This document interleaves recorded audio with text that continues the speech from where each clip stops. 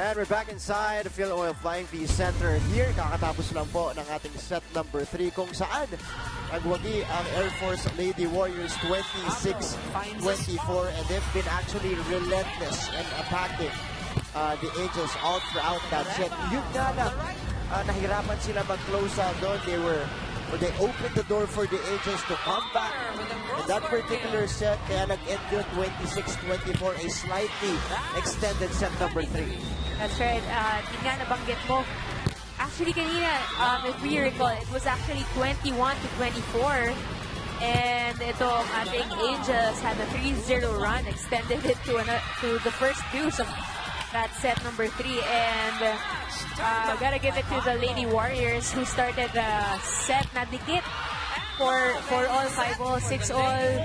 And sa tail end, talagang doon sila kumana ng crucial points as we check out the stats. Kahit sa attacks, lamang itong Angels. Sa blocks naman, 5-0 blocks itong nagawa ng ating Lady Warriors. Sa service aces naman, nakalamang ng 2 puntos itong Angels. Such dominance there in the blocking department coming from the Air Force Lady Warriors. That proved to be the difference in that set number 3.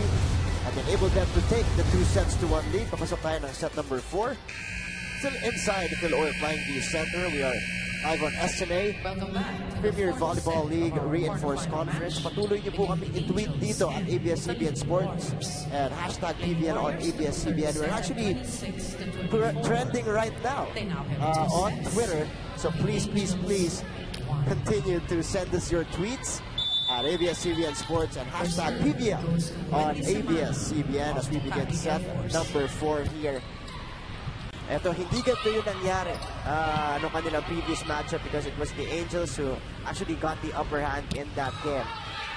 Mentally, how do you recover knowing that you're down 2-1? Ipipressure mo ba yung sarili mo to really go for the higher percentage attacks or you let it come to you in terms of the plays here for the Angels? Actually, you gotta keep in mind na dito sa quarterfinals, back to 0 ang standings. Ang standings ngayon, but we see now Myla Pablo couldn't get up from the floor. Shaken up after that landing. Right, at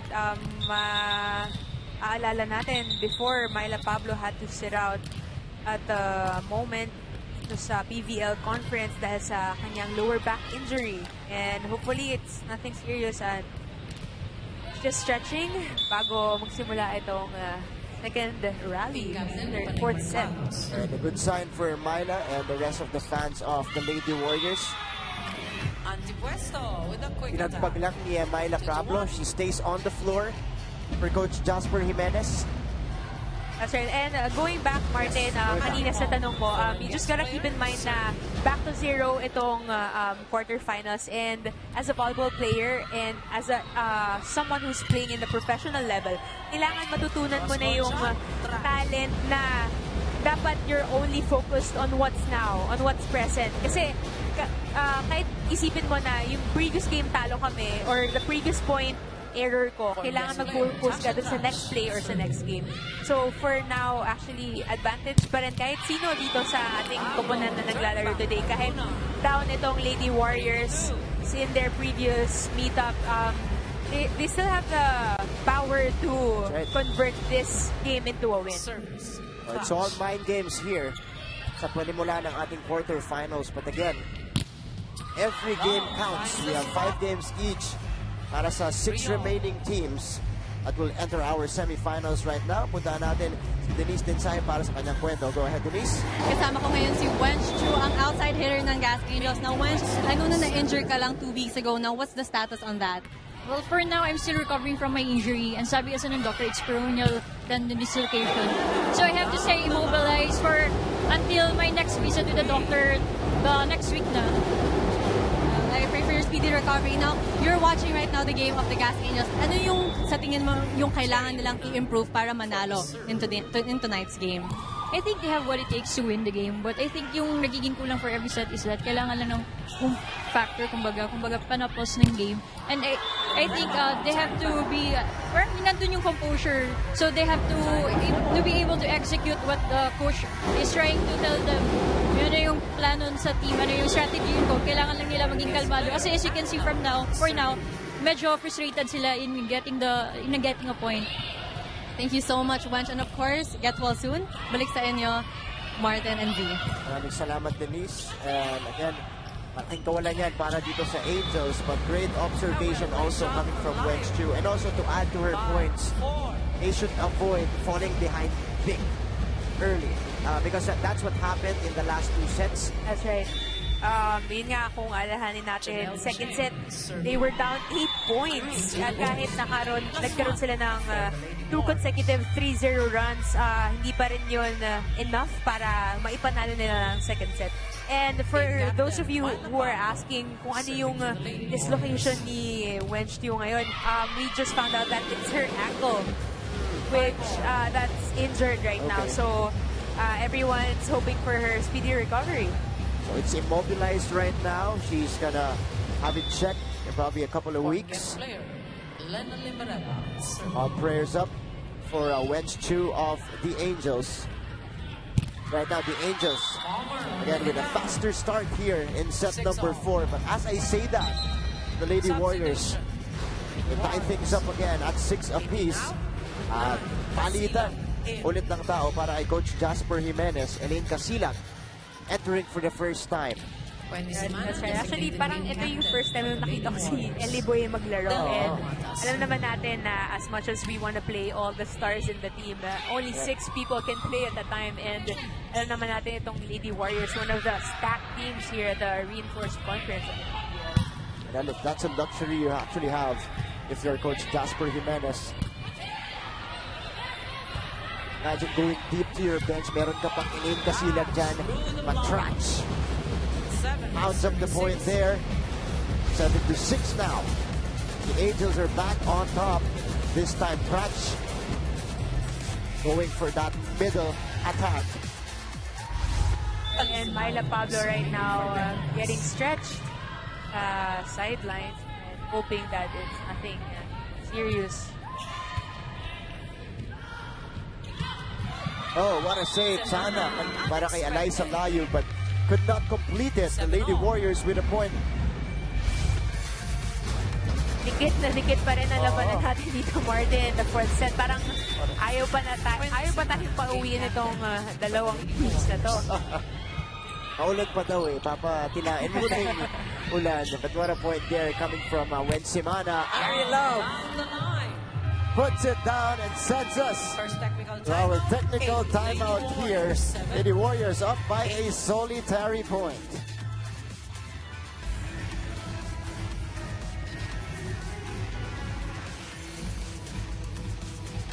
DJ Louie playing us good music once again here inside the Philo Flying V Center. It's a rainy Saturday, kaya bagay na bagay yung mga beats and tracks na pinapatugtog ngayon ni DJ Louie, pumping up the crowd. And very in-theme din yung pinapatugtog niya dahil balikan tayo dito. Di kita ng labanan natin dito between the Lady Warriors and the Angels. Si Ria naman on Twitter masuporta dito kay Myla Pablo at sa Lady Warriors. We hope she can actually return to this game. Hope it's nothing serious para kay Bagyo Pablo. Isa pang fan ni Myla Pablo, si Marcus Capingal, watching all the way from Muntinlupa. Si Gonzalo naman, ito, a fan of the Angels. Ang galing daw ni Cherry Nunag. There's Cherry Nunag. Has been providing key blocks here for the Angels. And they get the point there, 9-8 now. They take the lead back. Ang mawawala dito, if ever, for the Air Force Lady Warriors, Ayla Pablo, kung hindi siya makabalik at 16.6 points per game. And she's actually the number 11 scorer in the league at 116 points. Shen Nunag, sends it across. Ari Love. Patch was there. Cruz. Lets it fly. And Lena from the back row. Too strong. And you mentioned kanina na she's been scoring quite well for her Lady Warriors team. Checking out her stats in this game alone, siyang kumakana ng 13 points, just trailing behind Ari Love. Nakakuha na ng 14 points. And we saw her actually stand up already from stretching kanina and holding the number 9 battle in case na Coach Gazz would decide to sub her back in here at the 4th set. And so far, the players on the floor doing a good job in holding the fort para dito kay Myla Pablo, although that time they committed the service error coming from Maddie Palmer. Sherry Luna again back at the service line. She's going to be Trash. Will be serving here for the Angels. Penal toe-to-toe. Angels looking to extend this game. And we're also looking to have our second 5-setter of the day, potentially. We'll see. Semana, back set, Ari Love. Pinadampis pa yun sa mga blockers. Ari Love, 18 points in the contest. 15 off attacks. And 2 off blocks. Ari Love just explosive today. Right on her average, by the way, at about 17 points per game. Oh! Costly error for the Angels there. As they give the 2-point lead back to the Lady Warriors. Rika and Clona, actually, Martin, and for everyone who's watching, is actually also Coach Jerry Yee's high school player from Hope. So, itong si Janelle Cheng, si Rika and Clona, teammates na sila since high school, actually all throughout college as well. Timeout. Angels. Timeout here, 3-point lead for the Lady Warriors. Hindi natin ipilit yung score. 50-50 yung chance, hindi mo mura. Utos nila. Come on, let's hit the first one. Okay. Reception. Come on. Yun pa rin yung options mo. Likod naman yun eh. Okay, sige. Come on, relax.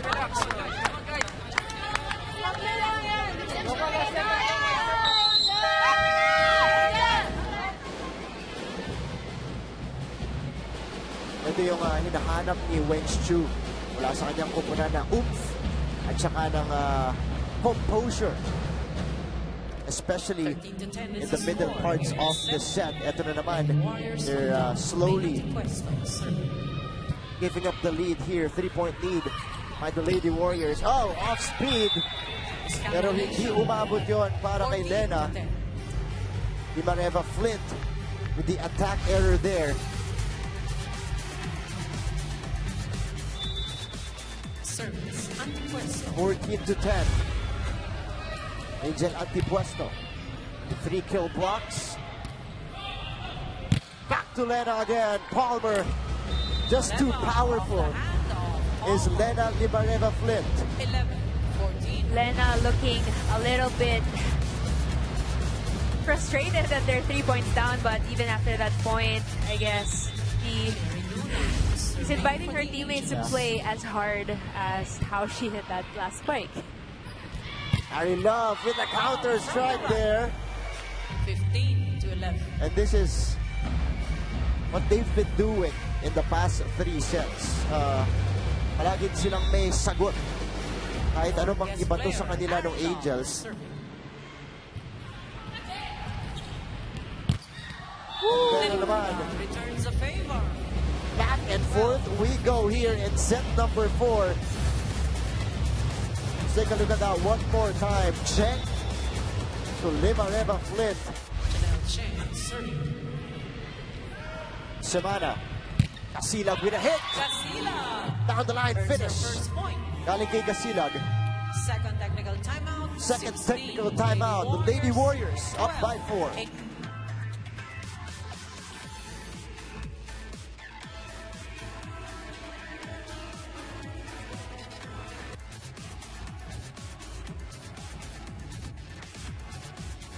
All right, we're back inside the Philadelphia Flying V Center, continuing the coverage here of the Premier Volleyball League. reinforced conference, and that was a powerful hit coming from Lena. Nasinagot naman ni Ari Love. Nasinagot ulit ni Lena Limareva Flint. Sila lang nagsasagutan dito. But this was the last point rather, coming from Elaine Casilan. And then filling in for the injured Myla Pablo. Right now, Limareva actually leading the attack board for her team, or actually for the whole squads here who's playing in today's third game with 18 points. Wow. 18 points Attack already. points. Oh, wow. Atake lang yan. Yes. Here's Palmer. Oh! Palmer with a well-placed shot. That goes in for Mount Palmer. And the Lady Warriors again increasing the lead to 5 points, 17-12. Serves Casilla. 31 excellent sets for the returning Wen Semana. Cheng. Lena with a tip. Saved by Temperatura. Here's Palmer with the angled hit. Palmer right in the hole. What a hit there from Maddie Palmer. 18-12. Substitution. Petro. And the Lady Warriors just getting everything they want. First the save from Temperatura. And now this hit from Matt Palmer. 6 na puntos na ang kanilang binuo dito sa set number 4. Cheng. Mercado breaks the run and gives the ball back to the Angels. That's a much needed point coming from Paneng Mercado, who has been checked most of the time by the Lady Warriors. Lena Limareva serving. Nasilad, Semana, back to Palmer here. Popped up by Cruz. Andres could not put it in. Free ball given up by Mercado. Semana tips it in. Cheng back set. The push by Lena. What a save by Temperatura. Cruz again. Cheng back to Lena here. Kasilag naman ang sumalo. Ariel Love straight to the blockers. Oh! Miscalculation. Palamata. And great defense. That's right. Good defense nga, Martin, that the Lady Warriors were showing in that last rally. At medyo kinapos nga lang yung pag-angat ni Ari Love at hindi na ibalik nitong si Del Balumata. Good job there for Man Mendres. To check that ball. Cruz. Sila doon naman yung spike ni Palmer. Ari Love. This is a free ball for the Angels. Can they capitalize? Cheng goes to Lena. Temperatura with a save. Palmer with the off-speed. Oh! Off-speed shot. Another off-speed shot by Madeline Palmer. See that again. At mahirap na angulo yung kinuha doon ni Palmer. That's right. Wow. Del Palamata. Yung off-speed niya, sakto pa doon sa open spot. Doon sa gitna ng depensa ng Angels. Here's Cheng to Mendres. Doesn't work. They go back to Love. Oh. Too strong? Yes. Ball is out. Lady Warriors asking for a touch. 18-19. Check out this replay. Let's see that one more time. Very close to goal though. But the Lady Warriors having a 4-point lead. Is live now with 6 points. Oh, a crucial service error +1 for the from Lady Eliza Warriors. Layub. Wow. Definitely one of the mistakes na iniiwasan, especially when your opponent is up by 5 points. When Semana. At hindi naman yung posisyon na ayaw mong mapuntahan kung ikaw yung server, yung crucial na services na ganon. Love. Cheng back to Mercado. Mercado. Corner Sees the pocket. corner pocket there. 16-20. Paneng Mercado becoming alive in this tail end of the 4th set. Let's see kung kaya niyang ma-force itong 4th set into a longer rally. Paneng with a nice serve. Love. Oh. Ari Love, Cruz. too strong for 21, Cruz. 16. Substitution. And Coach Jasper Jimenez 2 out, 5. will insert Cheska Rakrakin. This was the attack earlier, coming from Ari Love. Let's see if Rakraki can get another ace. So far, Servization. that's right, so far it's her and Antipuesto with one service ace. Cheska Rakraki. Serving. Cheska, very calm and composed. Service out. Off to the right for Cheska Rakrakin. So buhay pa dito ang Angels. Again, down by 4 points. And as I mentioned that, binalik na ni Coach Jasper Jimenez si Myla Pablo for Elaine Gasilag.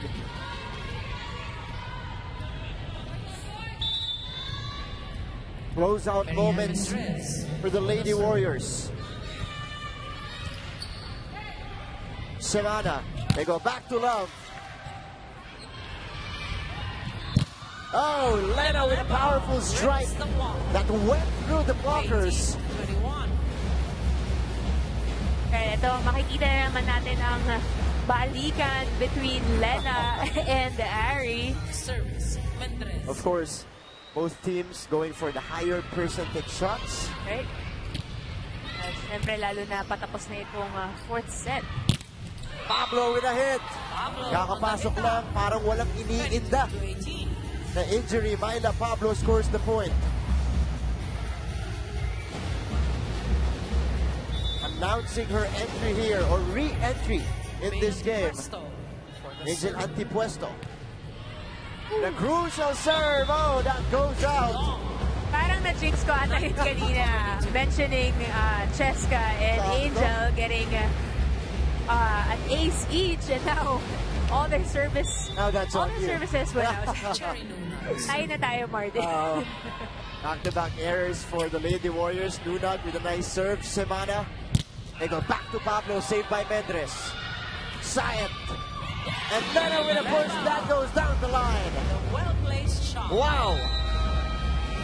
The Angels Lady Warriors. very much alive here in set number 4. What a push by Lena Limareva Flint. Dalawa, tatlo spike yun natin. Pero nasa harap yung setter. Nasa likod? Dali ko mo seno. Sige, isang maganda receive. Ha? Tingnan mo, nagulangan ka ha. Tingin ka doon, watch ka doon ha. Tingnan mo. Okay, go.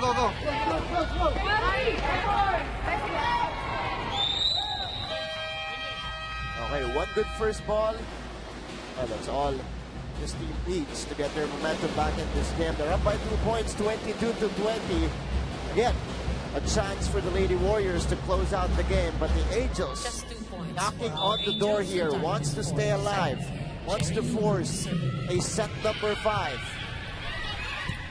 Ari Love! What a push from Ari Love!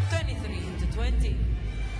Ari Love, not expecting that kind of a set to her. Whoa! At nagawan pa ng paraan, Martin. Oo. Very love serving. Nakita yung bukas na area doon. And Ari Love with a service ace! And the Lady Warriors are Match now point for the Lady Warriors. Back-to-back points by none other than Ari Love. The Gets Lady another Warriors. ace. Oh, that's him down. service out. 3 times now. I'm counting, Z. I'm counting. I spoke too early. 5 out. 4. Mercado in. The Warriors up by 3 here. Angels In. still knocking on the door. I was about to say, the Lady Warriors, when they desperately need a point, they go back to Love. That's right. Love will find a way. Love will find Sabi a nga way. nila kanina. Here's Pablo. Let's see what they will call here. That goes in.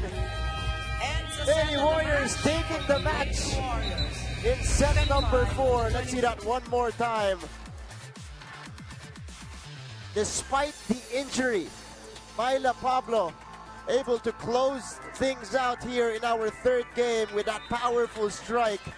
At ang Bagyong Pablo muli, hindi lang sa labas kundi Kumukulog, umuulan dito sa loob ng PhilOil Flying V Center, taking that set away from the Angels 25-21.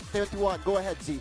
And it's very professional also for Myla Pablo na hindi mag-focus dun sa kanyang nararamdaman na lower back. At kanina nga, during the time that she got pulled out by Coach Gazz, ginamit niya yung opportunity na yun para mag-stretch, para to get ready in case na ipasok ulit siya ni Coach Jasper. Talagang Lady Warriors, hindi sumuko. May iniindang injury, pumasok pa rin si Myla Pablo. Pero ang napili mong player of the game, they're returning. Wen Semana, despite, just coming back from injury, medyo may hesitation pa siya dito sa ating laro. Nakita natin yon all throughout the game, still doing a great job in playmaking for the Lady Warriors. That's right. At yun na nga, kanina sinasabi natin, baka siya na nga ang X-factor para dito sa Lady Warriors na panalo. And true enough, itong si Wendy Semana ang nagbigay kumpiyansa sa kanyang mga teammates para makabawi from their last game. Actually, 4 sets din yung last game nila. Kaso lang, talo sila nun, and this time, sila naman ang nagwagi. So a set of revenge games here inside the PhilOil Flying V Center, and we end up with this win for the Lady Warriors. Happy birthday, by the way, to Arnold Bulaong and Direk Raul De Ocampo, of course, of the SNA family. Muli, happy birthday po sa inyo. At sa darating na Miyerkules naman, that's June 13, gonna be the Angels versus the Tacloban Fighting Warais, continuing our quarter-final coverage here in the Premier Volleyball League. Pagkatapos naman po niyan, it's gonna be the Navy Lady Oragans going up against the Air Force Lady Warriors. The Navy Lady Oragans, of course, lost their game earlier against the Purest Water Defenders. They will try to bounce back against the Air Force Lady Warriors. So in behalf of our coverage team here on SNA, my partner Z Herbacio, our panel at large, Denise Densay, our executive producer, Ms. Malu Neri, our associate producer, Ms. Eva de los Reyes, our band of director, Mr. Larry Diang, and of course our floor director, Mr. James Mendoza, and of course Manning, and spearheading our coverage here, Dilek Al Neri. This is Martin Javier saying thank you and good night, and thank you so much once again for tuning in here in the Premier Volleyball League Reinforced Conference live on SNA. Scores again. We get. With a quick hit.